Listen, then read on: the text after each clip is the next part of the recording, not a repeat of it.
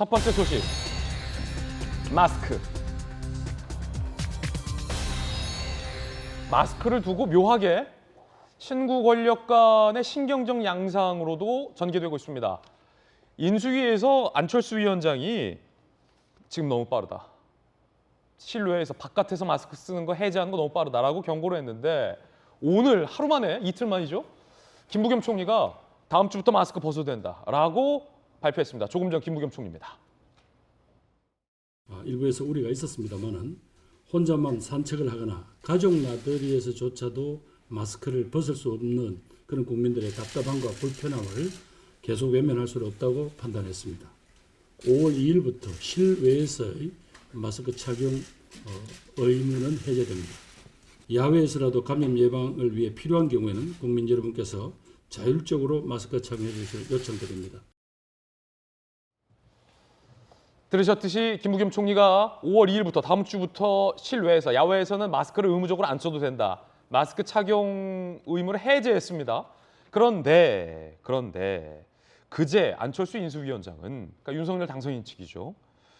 5월 하순의 상황 보고 판단해야 된다. 지금 이거 해제하는 거 너무 빠르다라고 경고를 했습니다.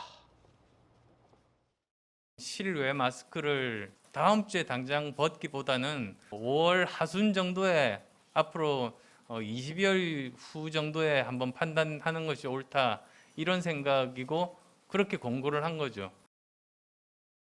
이거 이렇게 되면 묘해요. 묘해져요. 지금 안 그래도 문재인 대통령과 윤석열 당선인 사이에 집무실 이전 뭐 마땅치 않다, 마뜩치 않다, 저렴한 지도자로 안 된다, 뭐 굉장히 신경전들 막 그러니까 윤석열 당선인이 그 얼마 남지도 않았는데 그 책무나 다 하시라 막 이렇게 막 하던 차에 이제 마스크 갖고 묘하게 인수위에서는 안 된다. 그러자 바로 벗어도 된다. 이게 참 묘합니다. 이재명 기자, 이거 묘해요. 안 묘합니까?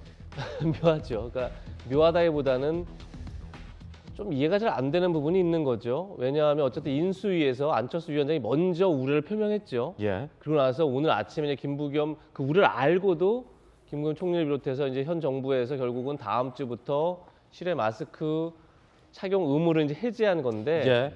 물론 이제 이유가 있습니다. 분명히 인원 제한을 최근에 해제를 했죠. 그리고 영업시간 제한도 해제를 했는데 그 이후로도 오히려 확산세가 늘어나는 게 아니라 이제 안정적 관리가 되고 있다. 따라서 지금은 이제 실외 마스크 착용도 의무를 해제하는 것도 뭐 큰 어떤 확산세에 큰 무리가 없다 이렇게 판단한 거겠죠. 뭐 그 판단 자체를 뭐 존중하고 이유는 있지만 어쨌든 중요한 건 인수위에서 그러니까 다음 정부죠. 차기 정부에서 다음 달 한 20일 정도까지 그리고 앞으로 한 20일 정도를 더 착용하는 건데 사실 뭐 국민 입장에서는 그 20일도 길 수 있지만 어떻게 저희가 500일 넘게 지금 의무적으로 착용을 해왔습니다. 그러니까 20일 정도 더 본 다음에 다음 정부에서 하겠다라고 입장을 밝힌 겁니다.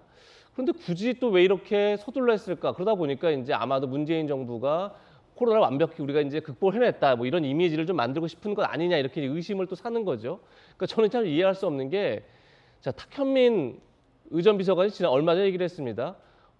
퇴임 이후에도 문재인 대통령을 물고 넘어지면 물어버리겠다 이랬습니다. 예.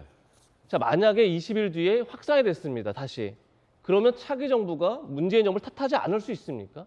없겠죠. 해제한 게 문재인 정부니까요. 근데 만약에 그것을 그냥 공을 한 20일 뒤에 새 정부에 넘기면 새 정부는 아무도 탓할 수 없는 겁니다.